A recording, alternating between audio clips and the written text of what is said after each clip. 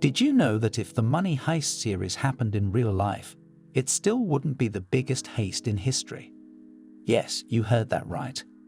Professor and his group of hotshots steal around 984 million euros from the Royal Mint of Spain, and that converts to over $1 billion. But despite that insane figure, it still wouldn't be the worst one we've heard of. Interestingly, the biggest bank heist didn't involve machine guns or balaclavas, but was simply done with a pen and endless bribes. And by the time this would end, there will be no paper trail to follow. To investigators and everyone who knew about the story, it looked like the money had simply vanished.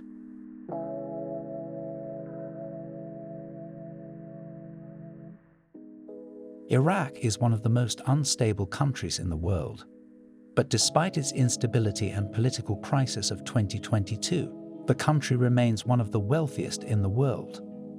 Till date, they have one of the biggest reserves in the world, and it is estimated to hold around $100 billion. But that wasn't the only huge amount of money Iraq had sitting around. They were also rumored to have a bank account holding billions of dollars in taxpayers' money. And for a country like Iraq, it was only a matter of time before someone decides to steal it. And that was exactly what someone did. It all started when a man named Hussein Kamba Alka got a call from the finance minister in Iraq, asking him to come to Baghdad as quickly as he could. Now, Hussein had been living in Sweden for quite some time, and he moved there when he felt threatened by Saddam Hussein, who had sent thugs to detain him. But despite being away from Iraq, Hussein still had a lot to do with his home country. On the call, the finance minister admitted that there was over $600 million missing, and he would need Hussein's help in finding that money. Immediately, Hussein traveled to Iraq and quickly formed a team of investigators, lawyers, accountants to find the missing money. But as soon as the investigation began, the missing money turned out to be way more than they imagined. After careful examination, the team realized that this wasn't an investigation of $600 million, but one of over $2.5 billion. This money had come from an account that held unclaimed rebates, and here's what that means. Iraq requires every company or organization to pay a certain tax percentage in advance after winning a contract. So after the job is done, each company does a check and balance to see if they paid the right tax percentage. If the company makes less money than the tax calculated, then they are required by law to get the rest of the money back. But remember what I said about Iraq being politically unstable? Well, this has prevented the payout of these funds to the affected companies, and for some reason, that money simply sat in a bank account for years, with no one ever coming to claim theirs. The investigations immediately began, and Hussein Kamba and his team were able to find a series of checks paid out from Raffidain Bank over a year to 5 different companies. Interestingly, these companies were not known to anyone, and 3 of them had in fact just opened just a few days before the check was paid. This instantly raised questions. For every check from a government body, bank officials were required to send a letter back to this body to verify the authenticity of the check. How then did no one notice that large sums were disappearing from a government's vault? Fortunately for the investigators, even though they couldn't find immediate answers to these questions, they were able to find 3 beneficiaries linked to these companies. But it was only one of them that truly excited them. His name, Nur Zuheir.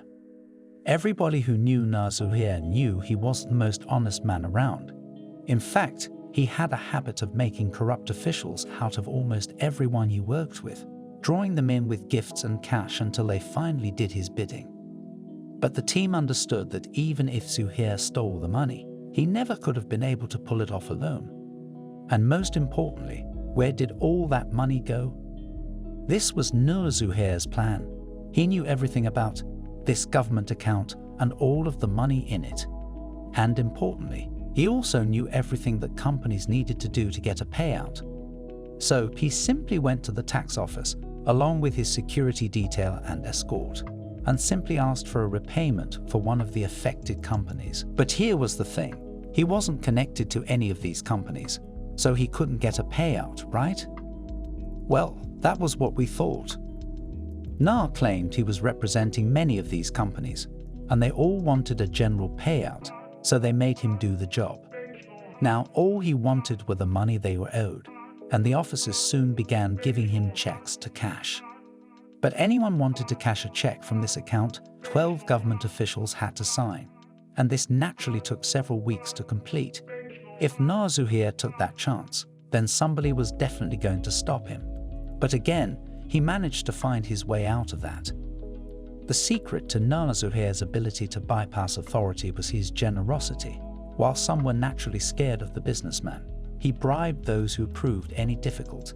And with a quarter of Iraq's population living in absolute poverty, many were quick to do whatever Zuheir wanted, as long as they got money out of it. But there was a huge problem the heist man had to overcome. To clear off the trail of the money, he had to take the entire thing in cash, and since Iraq still thrived on cash, that wasn't a huge concern. But $2.5 billion or 3.7 trillion Iraqi dinars is a lot of money. So, Zuheir had to devise a way to move the cash. In the course of 1 year, between 247 checks, Zuheir used armored trucks to move this money through the back door of the Rafidain Bank to different parts of Iraq, and some even out of the country. And just like that, Zuheir had successfully withdrawn $2.5 billion in cash and moved them to different safe houses in the country and abroad. But the plot was just about to thicken. Iraq's political atmosphere was getting more complicated to the point that the country didn't have a president or unified government for several months. Eventually, Mohammed Sudani becomes the country's prime minister, and he immediately starts the investigation for the missing $2.5 billion. Weeks later, Nur Zuheir was arrested, and the new prime minister announced on national TV that some of the money had been retrieved. But from what we saw, it was only a tiny percentage of the heist. They also mentioned that they had seized properties and other items, but there's been really no proof of that. In a weird twist, Nur Zuheir was released under mysterious circumstances, and the court later explained that they just wanted him out so he could return the rest of the money from the heist. But the people of the country think something else. They think Zuheir got released simply because the Prime Minister couldn't keep him in jail. Some think the PM is scared of Zuheir, while others think they might even be friends. What do we think? Well, how about you tell us what you think in the comments section, and we take it from there. While Zuheir is still under investigation, it doesn't look like the rest of the money will be found anytime soon. So it's fair to say he's pretty much gotten away with more than half of it, which is still a huge amount of money. To learn about more fascinating stories like this one, hit the subscribe button and notification bell, and we'll be right there in your inbox.